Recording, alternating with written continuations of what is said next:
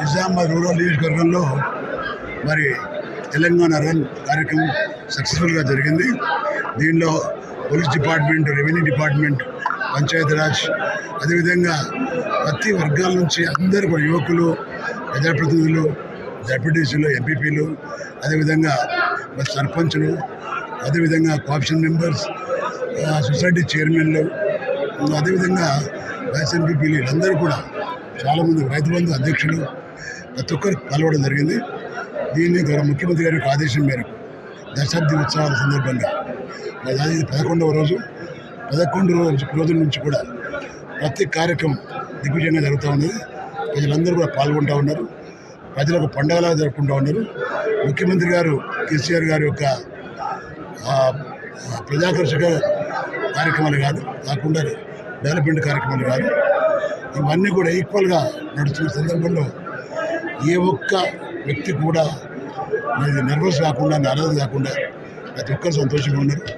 ప్రతి ఇంట్లో పండగలాగా ఉంది తెలంగాణ రాష్ట్రంలో. కాబట్టి ఇవాళ ఈ 2K రన్ తెలంగాణ రన్ అవుతుందో చాలా ఉత్సాహంగా ప్రతి ఒక్కరు పాల్గొన్నారు. వారికి ధన్యవాదాలు తెలియజేస్తున్నారు. మరి అదేవిధంగా ఇంకా ఏవైతే 9 days ఉన్నాయో ఆ 9 days కూడా ఇదే విధంగా మరింత ఉత్సాహంగా ప్రతి దానిలో పాల్గొంటారని కూడా నేను భావిస్తున్నా.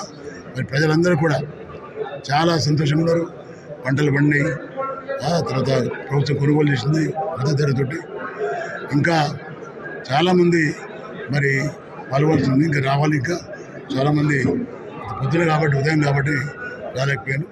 మరి రేపటి నుంచి ఇంకా కార్యక్రమాలు ఉన్నాయి కాబట్టి ప్రతి కార్యక్రమం, రేపు మహిళా దినోత్సవం, రేపు మహిళలు కూడా ఎక్కువ పాల్గొంటారు.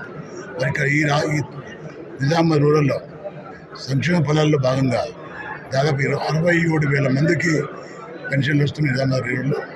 వాళ్ళందరూ కూడా చాలా సంతోషంగా ఉన్నారు. మరి మొన్ననే మంచిర్యాలలో ద్వారా ముఖ్యమంత్రిగా ప్రకటించినట్లు వికలాంగులకు మరో 1000 రూపాయలు ప్రకటించారు.